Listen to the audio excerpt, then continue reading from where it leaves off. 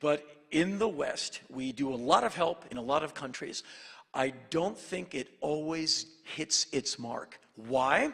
Because I think a lot of times when Western help agencies go to non-Western environments, they go in and they westernize the problem. They come in with a Western solution, and they expect a Western result. And when they come back a year later, and the copper has been stripped off the latrine, and the windows have been broken, and is covered with graffiti and human waste, they say, oh, you have squandered the great things I have given you. I didn't get the ending I wanted. And that's called donor fatigue.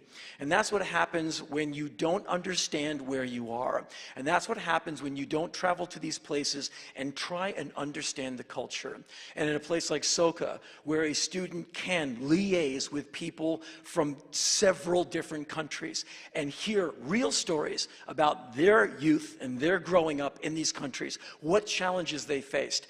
That is the incentive to go to that country and start to understand. And in that way, be a help. You can even do this in America, because the reality of a Southern Californian is different than the reality of someone from South Carolina, or someone from Kentucky, or someone from Arkansas, where they might have a difficulty accepting the fact that there's global climate change. They might have a problem with literacy and stuff like that.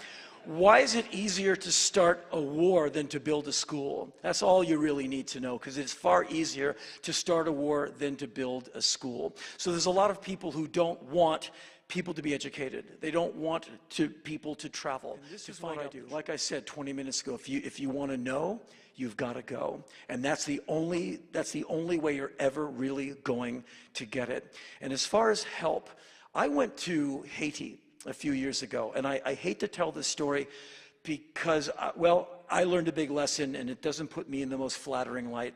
I had some time, and so I found that I could go to Port-au-Prince. I wanted to see what life was like there after the big earthquake. And so I thought I would do a solo, one-man punk rock mission.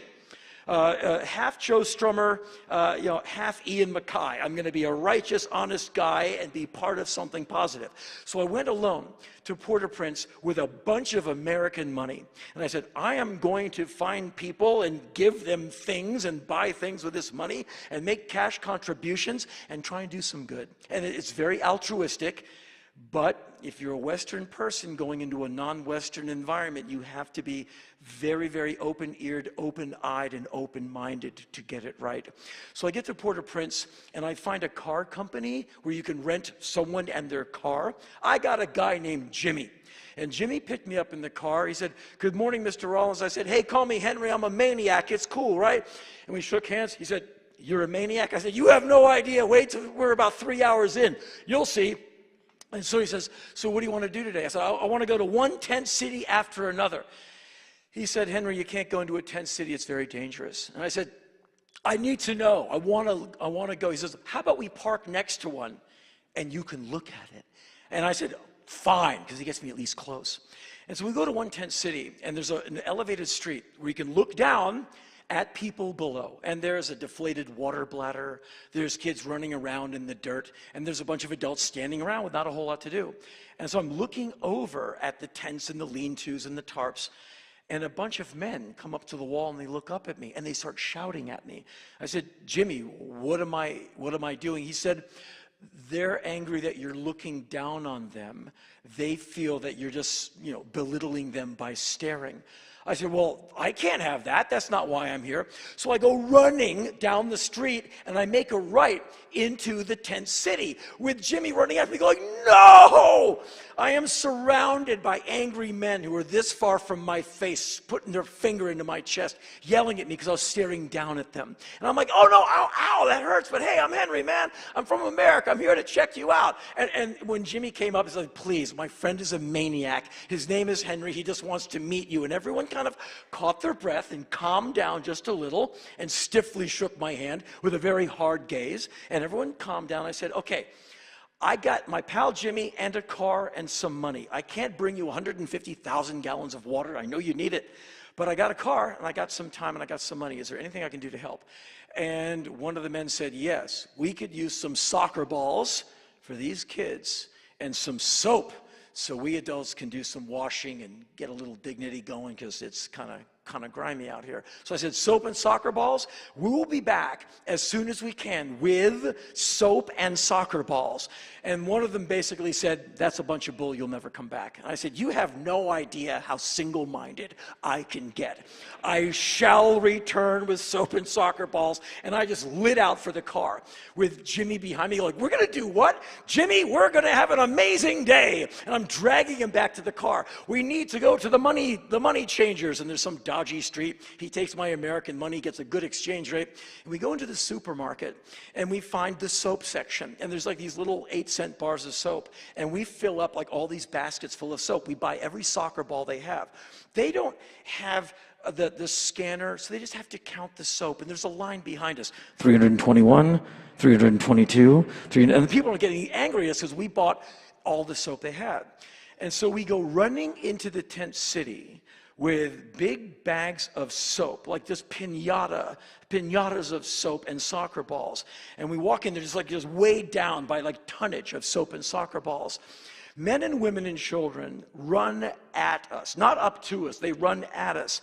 The bags are grabbed roughly. They explode. Bars of soap go everywhere. Soccer balls bounce into the dirt. The kids grab the soccer balls laughing and run.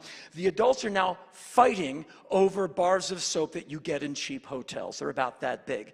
Now the soap is on the ground. Now adults are on the ground. They're sweating. They get up with like 4 bars of soap. One guy has in a hand with a woman trying to extract 1 bar of soap from the man's dirt-covered grip. And he's threatening her, like he's yelling at her, get away from me, I've got some soap. And I realized that I have just screwed up a very screwed up situation by trying to help with a Western mindset. I know, I'll come in with some bars of soap and everything will be better. I caused a damn near riot. And a guy who runs the tent city, and I found out every tent city has the alpha that runs the whole place. He comes up to Jimmy and starts reading him the riot act about your crazy friend, the Westerner. And he starts yelling, and everyone stands still. And he does something else, and everyone spreads their hands. If the guy has 4 bars of soap, he takes 3, distributes them, and after a few minutes, everyone has a bar of soap. And people are still angry. They're still covered in dirt from diving on the ground for a bar of soap that you use once in a hotel, and you leave for that magic person to come and clean up after you go to the airport. And so the guy translated back to me through Jimmy, you want to give something to this tent city? That's fine. You do it, but you do it through me. And here's my cell phone number. I bet you didn't think I had a cell phone, but I have one, and here's the number. And so I was almost in tears. I had screwed up. I would like to think I don't have too much hubris, but I'm just a person trying to do good, not understanding the situation, coming in with a Western mindset, Westernizing a problem and hoping for a Western solution. Where we're like, wow, I'll take a bar of soap and you can have one and you can have one. Thanks for the bar of soap. Gee, thanks. Like, you're really helping me. Some nice white dude gave me a bar of soap and then he pissed off back to his air-conditioned hotel. And that's perhaps what they thought, but that is exactly what I was doing. And so I walked out duly chastened. I was just mortified at the crass mistake I had made, because I didn't mean any harm, but I caused harm. And so Jimmy said, so what do you want to do with the rest of the day? I said, I want to go back and do that, but I want to do it right. And so we bought more supplies for different tent cities, and we'd either find the church or the one alpha guy who would just come bounding up to us like, my place, what do you got? And we're like, we have this, and thank you. And he like, and a bunch of people would show up and he'd divvy everything out and go, thank you, now leave. And sometimes they'd let me walk around and sometimes they would kick me out. But I got pretty good at this by finding the lead person or the church and just making a donation. And Jimmy said, okay, you're doing pretty good. You want to meet some orphans? You want to play with some kids? I said, yeah, because who doesn't like kids? And there's a lot of lonely, beautiful children in Haiti because their parents are gone for one reason or another. And so we started making these visits to these orphanages. And I walk in, and all these kids see me. And then, they don't know me from a movie. They don't know me from a record. They're not dazzled by my fantastic good looks and my humility. But they see my Reagan-era tattoos. Those are funny. And they see a human jungle gym, new meat that has not been played with yet. and one child comes running up, play with me.